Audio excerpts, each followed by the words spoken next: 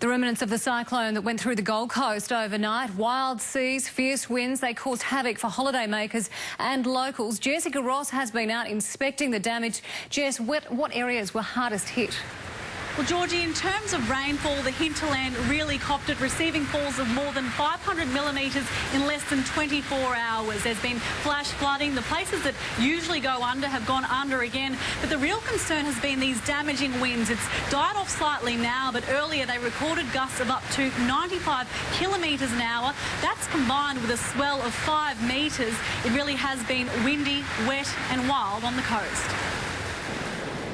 Burleigh's indoor pool may as well be outdoors. Thick glass blasted by the punishing surf. At 6 o'clock this morning, there was nothing here and now it's all just gone. It would have been absolute waterfront dining next door if the restaurant hadn't closed 6 months ago.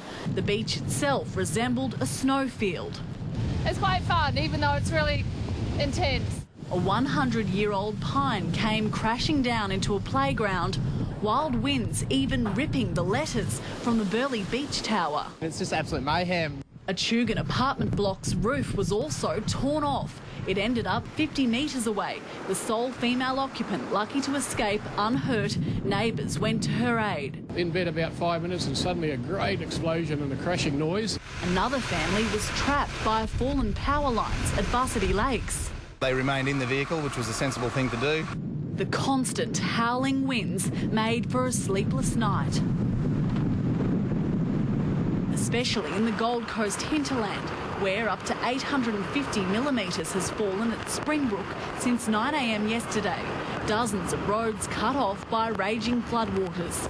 Thousands of homes were blacked out, high-rise windows blown out, metal sheets turning into missiles. Emergency crews raced to collect debris and minimise the damage. The Miami Tavern nearly became the pub with no roof, and it was a long time between drinks at the Currumbin Surf Club, staff marooned in a sea of foam.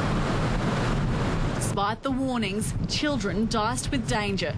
Even a stroll along the typically calm Broadwater was risky. Creeks, areas of... This family's on holiday from Wagga Wagga. There's no place like home. 36 degrees, sunny.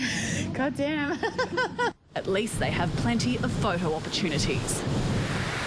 Now, meanwhile, on the Sunshine Coast, thick foam whipped up by heavy seas at Alexandra Headland has mesmerised hundreds of people on the beachfront. This incredible footage shows a local Sunshine Coast council bus trying to navigate the foam.